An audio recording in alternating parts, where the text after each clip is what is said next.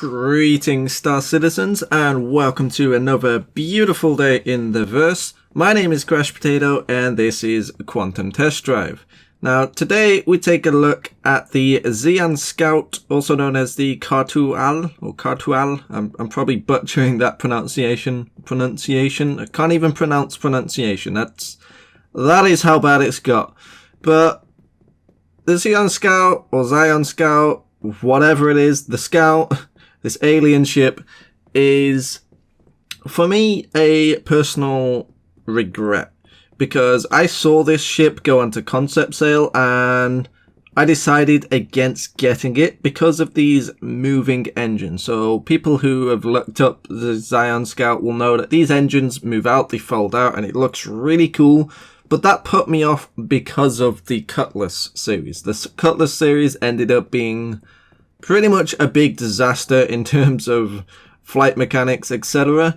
And that's what put me off getting the Xi'An Scout. And I wish I wasn't put off the ship, because it is an amazing ship. It is so fun to fly, as we will see later on.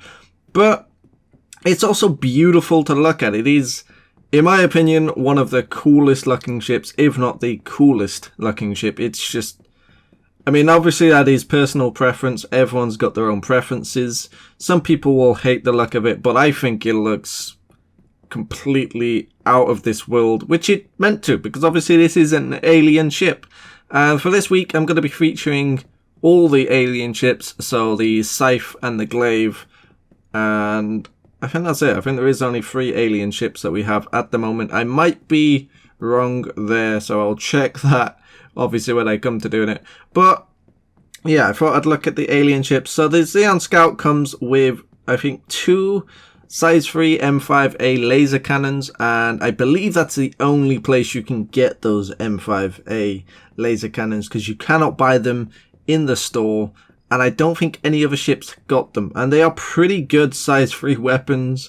A lot of people actually get 2 Xi'An Scouts, either with Wreck or they buy 2 Xi'An Scouts, and they use the weapons on something like a saber or something else, because the weapons are extremely good, as you will see later on.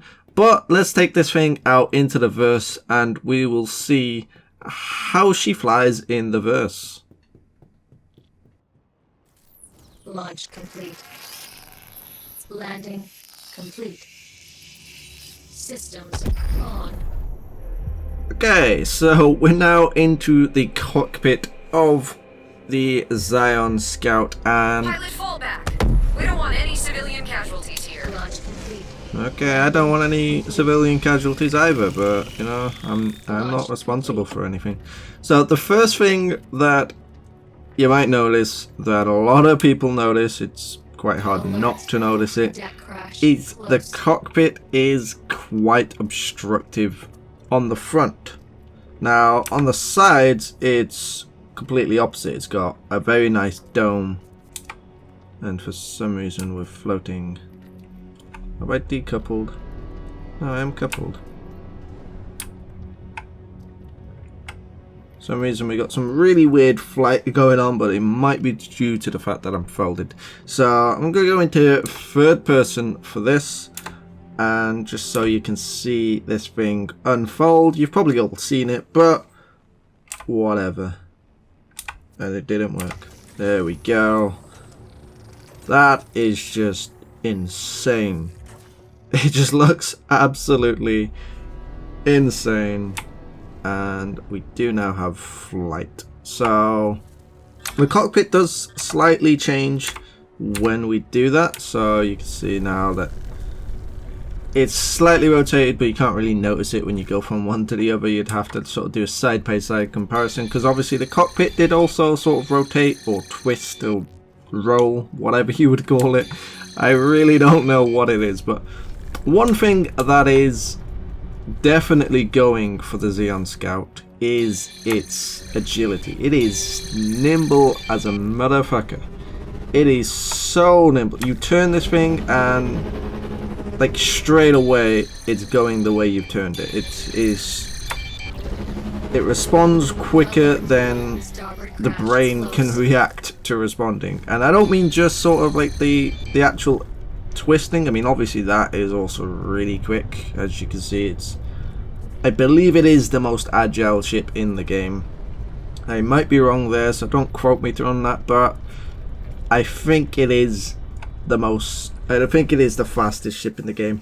But the thing that I'm noticing is just it changes its direction, so it's a bit hard to show, especially for people that don't know how the game works and how the HUD works. But you see in the center of my screen, you see the little square or semi, it's an odd circle sort of thing with the little arrow. That's essentially my velocity direction. That's the way the ship is going. So obviously the crosshair is where I'm facing, but you've got inertia, so you have to wait for the ship to catch up. And you can see it just, I mean, right now it's not, but if I boost, it gets on where I'm aiming super quickly. Plus it rolls and twists and does all sorts of fancy stuff extremely quickly, which also makes it extremely useful. So let's we have a public enemy at Korea, so let's try our luck. I don't know how good I am at dogfighting this thing. I don't own one. And another thing, as you might have noticed, I definitely noticed, and I heard this in leading up to CitizenCon, is the Xi'An Scout actually has a different warp drive. It's got a different sort of graphic for the warp, which I think is awesome. I don't know why it's got a different one. It's probably just got different technology or whatever, but in my opinion it looks way better than the normal one. It sort of looks like you're going through a tunnel more than just going extremely quick. The public enemy, I think, is inside. I think he's just cleared his status. He's no longer a public enemy, guys. But this thing is just so agile, and it's got so many weird sounds to it. The HUD is awesome. A little bit confusing because it's orange, and I'm not really used to orange HUDs. But it is an awesome HUD nevertheless. And the ship itself is just awesome. I really regret not picking this up when I saw it on concept. I really shouldn't have been put off by it. It is an incredible ship, and I would love to have one. I did have a second opportunity to get it when it went flight ready, but I was still sort of put off by it. And I think the other thing that put me off is this cockpit. I mean, it's something you could get used to. You could get used to the big thick struts by your left and the right, but as you guys probably know by now, if you watch my videos, if you follow my videos, you guys know that the one big thing I want in a ship is visibility. I would put that as one of my most important features of a ship, if not the most important feature of a ship. I like visibility. I make an exception with the Starfarer because the Starfarer is a hauler, not a combat ship. But if it was a combat ship, it would put me off getting it. So let's try to take out these pirates now. I don't think our weapons are gimbaled, are they? No, the weapons are fixed. That's perfectly fine. Look at that turn though. That is just insane. I really do regret not picking up this ship, and I might be tempted to pick it up if it goes flight ready again. I honestly might, because this thing is it just turns so damn quickly. You've got absolutely no problem keeping on to a target. I mean, my aim isn't the greatest. If I was better at aiming, then I would probably have better luck hitting them. But if you have a very skilled pilot in this thing who can actually keep up with its insane turning speed, then you're gonna have no problem killing anyone. You're gonna have no problem keeping your guns on him, no problem sort of flanking around them. You're just so agile, and you're also very quick. It's not the fastest ship in the world, but it is still in the top tier in terms of speed. So we can get up to 900 in cruise, and I think combat, I can't actually remember what the combat speed was, so we'll check that. Probably should have paid attention to that before we went into cruise. But we have a combat speed of 290, so it's it's good enough. It's good enough for a dogfight. We can boost or afterburn at 450, which is also extremely good. That can keep up with a Starfarer, even if the Starfarer is in cruise. So yeah, it's really agile, it's really fast, and the weapons are pretty impressive. Even though it's only got 2 of them, they are size 3s, and we do get those beautiful M5A laser guns. What the hell is going on? What was that sound? And it just makes so many weird alien sounds. And another thing that I like is the actual model joystick, or what normally is a joystick, is just 2 little balls. It's like 2 orbs, and it just looks really... It looks really alien. It's the most alien looking ship in my opinion. We have the the Vandal Scout and the Vandal Glaive, but in my opinion they don't really look that alien compared to this. They look like it's something that could have been made by humans.